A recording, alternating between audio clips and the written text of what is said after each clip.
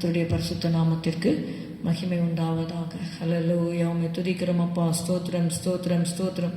இந்த கிருபைக்காக ஸ்தோத்திரம். எங்களை ரட்சித்த உங்களுடைய தயவிற்காக நாங்கள் நன்றி செலுத்துகிறோம் அப்பா. ஹல்லேலூயா. ரட்சிப்பு கர்த்தருடையது ஆண்டவரே. ஸ்தோத்திரம். ரத்தத்தால் எங்களை கழுவும், எங்களை பரிசுத்தப்படுத்தும். நிலையில்லா இம்மண்ணில் எனக்காய் விலையில்லா ரத்தம் சிந்தினார். நிலையில்லா இம்மண்ணில் எனக்காய் விலையில்லா ரத்தம் சிந்தினார்.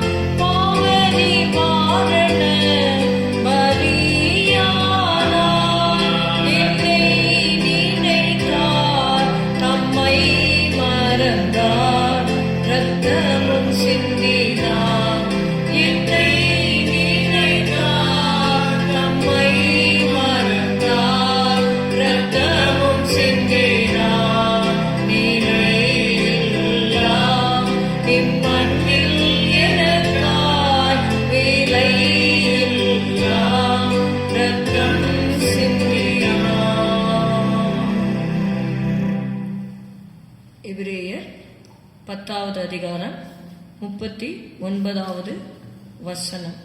Let's turn our Bibles to Hebrews chapter 10 and verse 39. நாமோ கெட்டு போக பின் வாங்குகிறவர்களாயிராமல் ஆத்துமா ஈடேற விசுவாசிக்கிறவர்களாய் இருக்கிறோம். But we are not of them who draw back unto perdition, but of them that believe to the saving of the soul. ஆமென். நாம் கெட்டு போக பின் வாங்குகிறவர்களாக இராமல் ஆத்துமா ஈடேற விசுவாசிக்கிறவர்களாய் இருக்கிறோம். 1 பேதுரு 1:9 வாசிக்கலாம். Let's read 1 Peter chapter 1 and verse 9. உங்கள் விசுவாசத்தின் பலனாகிய ஆத்தும ரட்சிப்பை அடைகிறீர்கள். 1 Peter chapter 1 and verse 9. Receiving the end of your faith, even the salvation of your souls. Receiving the end of your faith, the salvation of your souls. உங்கள் விசுவாசத்தின் பலனாகிய ஆத்தும ரட்சிப்பை அடைகிறீர்கள். விசுவாசத்தினாலே அநேக காரியங்கள் எழுதப்பட்டிருக்கிறது. விசுவாசத்தினாலே அவர்கள் ராஜ்யங்களை ஜெயித்தார்கள். என்ன நடந்தது என்பதை பார்க்கலாம். விசுவாசத்தினால் 11:33. எபிரேயர் 11 33 விசுவாசத்தினாலே என்னென்ன காரியங்கள் அவர்கள் சாதித்தார்கள் என்று பார்க்கலாம். விசுவாசத்தினாலே அவர்கள் ராஜ்யங்களை ஜெயித்தார்கள், நீதியை நடப்பித்தார்கள், வாக்குத்தத்தங்களை பெற்றார்கள், சிங்கங்களின் வாய்களை அடைத்தார்கள், அக்கினியின் உக்கிரத்தை அவித்தார்கள், பட்டய கருக்குக்கு தப்பினார்கள், பலவீனத்தில் பலன் கொண்டார்கள், யுத்தத்தில் வல்லவர்களானார்கள், அந்நியருடைய சேனைகளை முறியடித்தார்கள் என்றெல்லாம் பார்க்கிறோம். வேறு சில நிந்தைகளையும் அடிகளையும் கட்டுகளையும் காவலையும் அனுபவித்தார்கள் என்று பார்க்கிறோம்.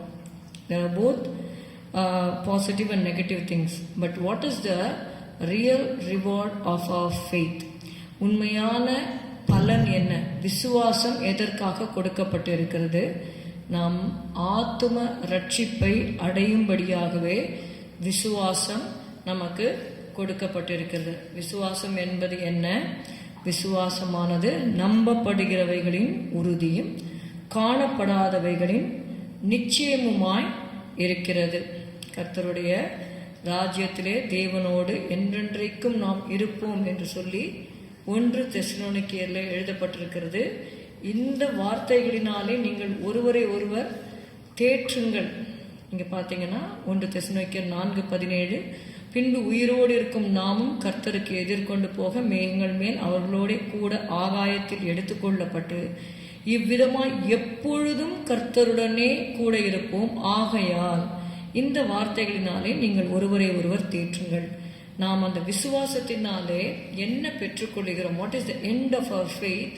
That is the salvation of our souls. நம்முடைய ஆத்தும ரட்சிப்பை நாம் பெற்றுக்கொள்கிறோம். அவருடைய ஆத்ம மீட்பு மிகவும் அருமையா இருக்கிறது என்று சொல்லி சங்கீதம் 49:9 நாம் வாசிக்கிறோம். இந்த ஆத்மாவை ரட்சிக்கும்படியாகவே தேவன் நமக்கு விசுவாசத்தை தந்திருக்கிறார். அதனால்தான் யூதா எழுதின நிருபத்திலே, பொதுவான நிருபம் 3வது வசனத்திலே, பிரியமானவர்களே, பொதுவான ரட்சிப்பை குறித்து உங்களுக்கு எழுதும்படி நான் மிகவும் கருத்துள்ளவனாய் இருக்கையில் பரிசுத்தவான்களுக்கு ஒரு விசை ஒப்புக் கொடுக்கப்பட்ட விசுவாசத்திற்காக நீங்கள் தைரியமாய் போராட வேண்டும் என்று உங்களுக்கு எழுதி உணர்த்துவது எனக்கு அவசியமாய் கண்டது. Let's read Jude verse 3. Beloved, when I gave all diligence to write unto you of the common salvation, it was needful for me to write unto you and exhort you that ye should earnestly contend for the faith which was once delivered unto the saints. You must earnestly contend for the faith which is once delivered to the saints. பரிசுத்தவான்களுக்கு ஒரு விசை ஒப்புக் கொடுக்கப்பட்ட விசுவாசத்திற்காக நீங்கள் தைரியமாய் போராட வேண்டும். அதனால்தான் அப்போஸ்தலனாகிய பவுல் சொன்னாரு, நல்ல போராட்டத்தை போராடினேன், ஓட்டத்தை முடித்தேன், விசுவாசத்தை காத்துக்கொண்டேன். ஏன் அந்த விசுவாசத்தை அவர் காத்துக்கொண்டார்? அதற்கு ஒரு பலன் இருக்கிறது. 1 பேதுருல தான் வாசித்தோம்.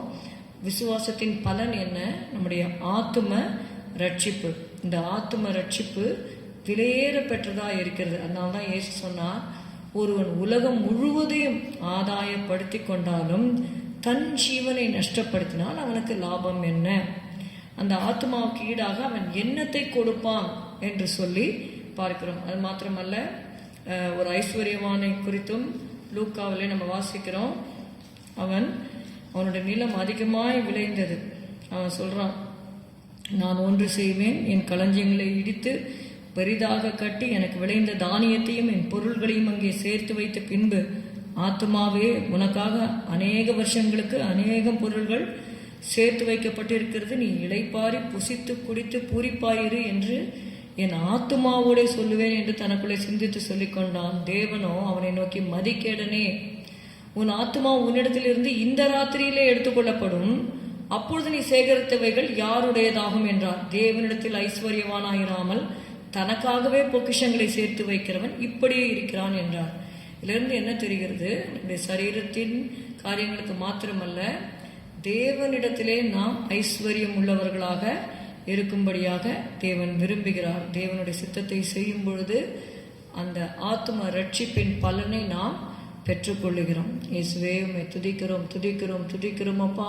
ஆண்டவரே, ஸ்தோத்திரம் ஸ்தோத்திரம். ஆண்டவரே, நீர் எங்களுக்கு கொடுத்த விசுவாசத்தை நாங்கள் காத்துக்கொள்ள, அந்த விசுவாசத்திற்காக நாங்கள் தைரியமாய் போராட, ஆண்டவரே, அந்த பலனாகிய ஆத்ம ரட்சிப்பை நாங்கள் அடைந்து கொள்ள எங்களுக்கு நீர் கிருபை தரும்படியாய் ஜெபிக்கிறோம். சபையாருக்கும் அந்த கிருபையை தருவீராக.